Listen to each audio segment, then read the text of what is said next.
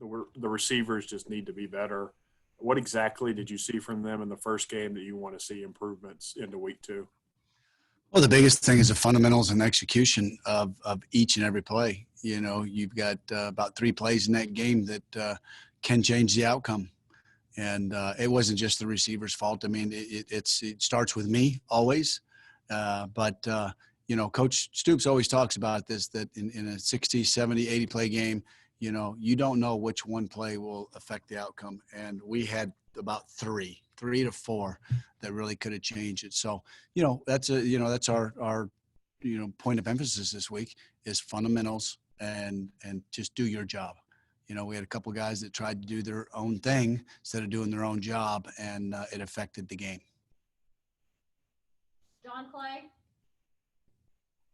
Eddie, to follow up on that, were there mistakes? Were those mental mistakes? Were there mistakes that are easily correctable? Were they from your young guys? I mean, how are these easy? I guess what I'm asking, are these easily correctable mistakes? That's what makes you sick. You know, it just makes you ill. Some were from some older guys and some were with some younger guys, but just stuff that is uncharacteristic. You know, you get in a game like that and you just have to do your job. You don't have to be a hero. You don't have to do somebody else's job. Try to make a play. The plays will happen. And we did that on some things. We did really good things, and there's some great things to build off of. But you want to go to Auburn, top 10 team on the road and win. You can't do those things. So they are very correctable, and I'm excited about that. Nick Roush? Yeah, Eddie, I just had a couple of questions about the tight ends. You use them in a lot of different places. They were split out a lot as well. I guess the simple question is just why were they split out so much? It's not something I feel like we've seen a lot. Well, split off, and then you saw them come back in motion and get into the sets too, right? And then we try to get the ball to those tight ends. They had 7 targets in that game, and it didn't get to them. That could be to coverage, quarterback not seeing them, and so they're going to be pinpointed. They're going to be guys that we're going to throw to, but you know, either they didn't get open or the coverage brought Terry somewhere else. But you know, you can spread people out in 2 tight ends and 1 tight end, and sometimes that's an advantage for us. So when you see them out there like that, it's because usually it's what the defense is dictating for us. How do you figure out, well, we want Bates split out, we want Upshaw as an H-back, we want Rigg with his hand in the dirt? Like, how do you come to that conclusion? Through practice, Coach Merrow, which one does better on line blocking, which one's better in the sniffer position, which one's better out in space. So that's what we talk about, and then we try to formation it that way.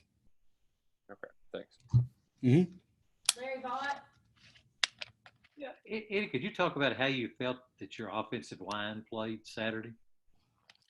I thought Drake was phenomenal with his protection calls. Him and Terry together, I thought we did a really good job of pass protecting. In the run game, I thought we were good. Maybe a B. You know, we weren't. I didn't like the way we came out in the second half. We went 2 3 and outs, and then our third series we went 11 plays and scored, and that's just too long. You can't come out that way in the second half. And again, that came back as talking to Coach Schlarman as we watched it. You know, you're talking about fundamentals, guys getting knocked back because of a first step, or you know, where we were finishing more in that first half, and then we got to that third series and we finally got better. So overall, I think they played pretty darn good against that defense. Is there room for improvement? Absolutely. Josh Moore? Hey, Eddie, when you look at the film, just what stands out to you is what really went well? Like, you know, obviously the outcome didn't go the way you guys wanted to, but what kind of excited you about what you saw out there that maybe we didn't see, you know, picking up on the Yeah, you know, you go and you look at that first half that we played, you know, you take away the interception and you get that last drive in. You know, I think we were 9 of 12 on third down in the first half. We ended up in the whole game. We were, I think 12 for 19, somewhere around there, 12 for 20. That's phenomenal on the road against that defense. Those are things that we certainly can build on.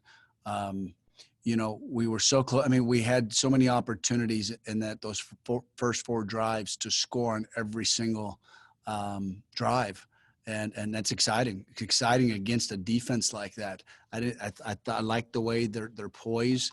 You know, I thought they were poised and nothing rattled them. We just got some minor details to fix, and we got to fix them fast. You know, there's an urgency. You know, on this schedule right here, you can't do that against SEC teams. You know, you can't turn the football over. Okay, you can't. You have to have 0. So that obviously is a point of emphasis this week, and it will be every week.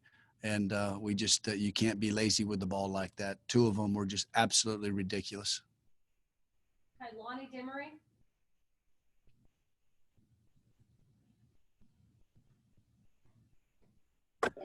Eddie, are we there yet? Hey, Lonnie. Yes, sir. Now you just went mute. Go ahead, Lonnie. Go now. Still not hearing you, Lonnie. What about now? Yes, sir. Okay. Thought you fell asleep on that chair, man. No, man. I was trying to mute and unmute and what have you, but anyway, nevertheless, here we go. Do you have a set rotation at the wide receiver position, or do you perhaps go with what you call going with a hot hand? Do you have a set rotation? Yeah, Coach Bo does. He's got a pitch count, you know, and he's talking to him on the sideline, you know, who's tired. Ollie actually probably went a little bit too long. He was juiced. He was tired. So we always reevaluate that every week. Coach asks each coach how many plays they had. Some coaches had maybe people in there too many. Some coaches had that they didn't get enough guys in there. And those are the things that we've got to correct as assistant coaches. And so that's why you always have those meetings. And so, yeah, we have a pitch count for every single position. Thank you. John Hale.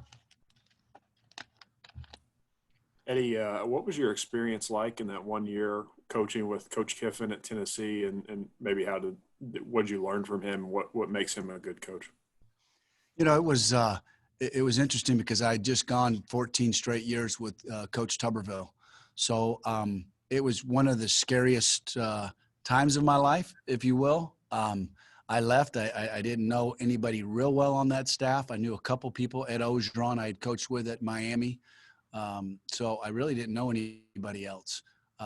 Jim Chaney a little bit, but, you know, so I didn't know what to expect.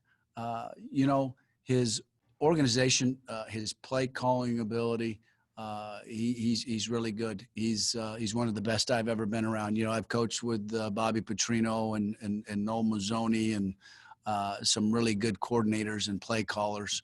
And, you know, he's up there with the top, I would say top 2 or 3 in the country. So his mind is different. I learned a lot. It was good for me to just get out of a comfort zone, and it was good for me to go out and learn. I learned a lot in a year. It really helped me in my maturation process as a football coach. Okay, Aaron. Eddie, 2-part question on Ole Miss for you. One, obviously their defense had a really rough game against Florida, but what are some of the things that maybe we're not seeing that they do well? And 2, how confident are you in your offense if it becomes a track meet that they could put up points drive after drive with the way all these offenses? Yeah, defensively, you know, again, their first game, new staff. They didn't have a lot of time, and they'll get better. And they had a tough road to hoe. They had to go to Florida, you know, so they'll be better always in the second game. You know, they do a great job over there. So they'll learn from their mistakes, and it'll be a better defense. And then in terms of, you know, our job is to score points. So whatever we got to do to score points, whether, you know, it's enough to win 17-16 or you got to score 35, you know, whatever it is, we got to do our job. And, you know, we didn't do it on Saturday, and that's on me. And our kids have had a great practice today, came out with a lot of energy, and I'm excited. I'm excited about playing on Saturday. Thank you. Josh Moore. Hey, Eddie, when you obviously you want to go out there and win and put up points and do what you need to do, but how does going up against a coach like Lane and then, Mike next week after, just those guys that are really known for their offense, how much fire does that light under you and kind of juice you up to just, see what you can do? Well, it's first of all, it's never about me. I don't, that's, and I get what you're saying, but it's not about me. I got to do what's best for our football team. And, if that's to slow things down and methodically try to grind it out to give our defense a rest, then that's what we got to do. We've been pretty good at that, so if it's a situation where we got to get into fastball, then we'll go fastball. And, but it'll, I don't worry about any of that. It's like going against great defensive coordinators, and I just try not to get wrapped up in all that stuff. I am who I am, and some people like it, some people don't. When you're a play caller, you run it too many times, you throw it too many times, and that's okay. We're going to try to get better every single day, and our job is to go out and score points. Our job is to take care of the defense, the team, and us get in the end zone. Just if you don't care of me following up real quick, you said mentioning people not liking things, and at times and sometimes, it seems like fans get really frustrated with the distribution of snaps among the running backs. I don't really get that as much, but do you just have any insight on just what you're trying to do with those guys? It seems like sometimes it's ride the hot hand, but it does seem like, each of those guys kind of has things that they're good at too. And I don't know if maybe that's something that just people don't understand, or they're not seeing it the same way that you see it. Yeah. And that's okay. They can, and that's fine. We're AJ caught, I think 5 or 6 balls out of the backfield, and some of that stuff he does really well. And so does Cavassier. Chris has his role, and I thought those 3 guys played really hard and played really good. And I think in a 10-game season, you want to be a running back in this league, to carry the ball 40 times a game and to do that for 10 straight weeks, the body's not going to handle that. So I love the distribution right now. Absolutely love where it's at. They're excited about it. And so really that's all that matters. Okay, last 3. Nick Roush. Not to beat the drum on the carries, but Terry actually had 13. He had more so than anybody else. I'm sure some of those were just from tucking it and running on a pass. But was that part of the plan to get him involved in the run game, get him hit a few times? Absolutely. He welcomed it. He needed it. And, other than the one, he really had two things that really stood out right there with him running the ball. The one, he didn't follow the guy the right way where he fumbled the ball. That one was tough. Because he just got lazy with the ball, and then other than that, there was one other one that didn't love, but I liked where he was at. For his first time back, he showed me something, and that's exciting for our playbook. Larry Vaught. Yeah, Eddie, talking about Terry, could you just kind of evaluate what you thought of his overall play with everything that went into the game?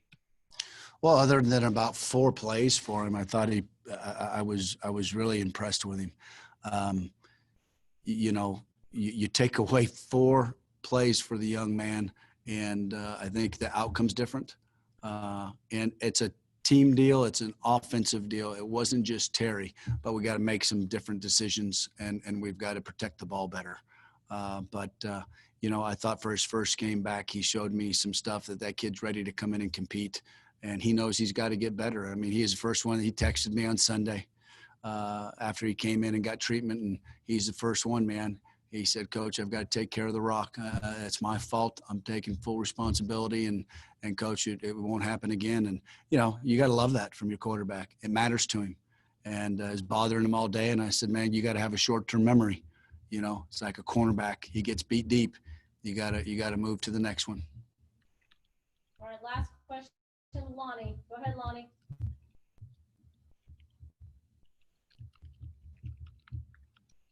The tight end a few minutes earlier.